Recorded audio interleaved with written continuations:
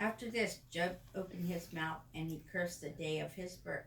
He said, "May the day of my birth perish, and at night that said a boy is conceived. That day may it turn to darkness. May God above not care about it. May no light shine on it. May gloom and utter darkness claim it once more. May the cloud settle over it. May blackness overwhelm it. The night may thick that night may thick darkness seize it. May it not be included among the days of the year, nor to enter into any of the months.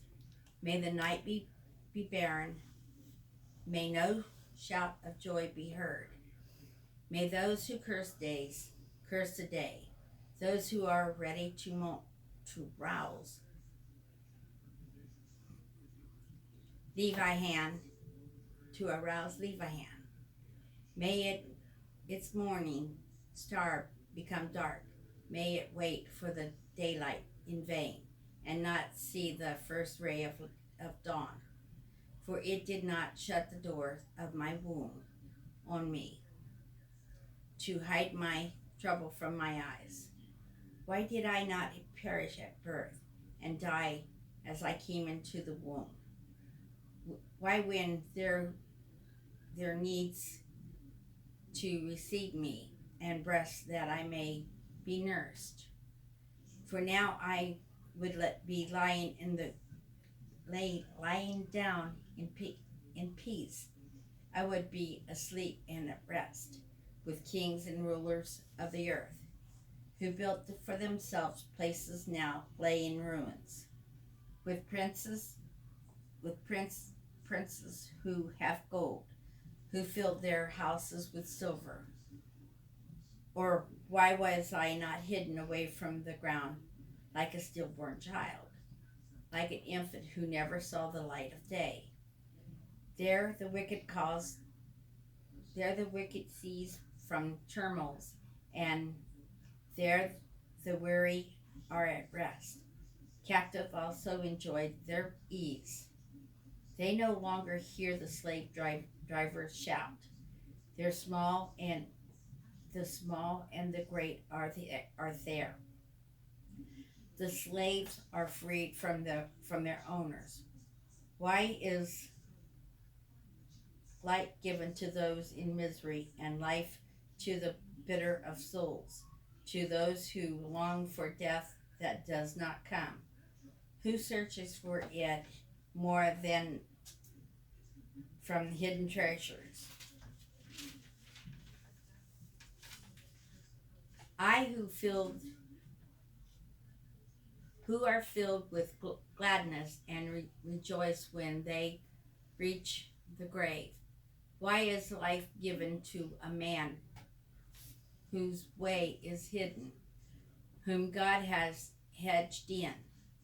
For sight has become my daily food, and groans pour out like water. What I fear has come upon me. What I dread has happened to me. I have no peace, no quietness. I have no rest, but only turmoil. Eliphaz, then Eliphaz and Temanite replied, "If someone urges a word with you, will you be impatient? But who can keep from speaking? Think how you have instructed many, how you have strengthened feeble hands. Your words have supported those who stumble. You have strengthened faltering knees. But now trouble comes to you, and you are discouraged. If I strike you, you are dismayed. Should not your piety be your confidence, and your blameless ways your hope? Consider now who, being innocent, has ever perished? Where were the upright ever destroyed? As I have observed those who plow evil and those who sow trouble, reaping it. At the breath of God they perish. At the blast of his anger they are no more. The lion roars and growls, yet the teeth of the great lions are broken. The lion perished for lack of prey, and the cubs of the lioness are scattered. A word was secretly brought to me. My ears caught the whisper of it. A mist disquieting dream in the night, who deep whose who deep sleep when deep sleep falls on people, fear and trembling seize me, and many of my bones shake. A spirit glides past my face, and the hair on my body stood up on ends. It stopped, but I could not tell what it was. A form from the a form stood before my eyes, and I heard a harsh whisper. Can a mortal be more righteous than God?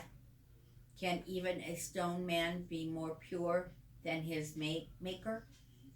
If God make if God places no trust on his servant, if he charges his angels with terror, if he charges his angels with error, how much more those who live in the house of clay, whose foundations are in the dust, who are crushed more readily than a moth. Between dawn and dusk, they are broken to pieces. Unnoticed, they perish forever. Are not the clouds, are not the cord of the tent pulled up so that they die without wisdom?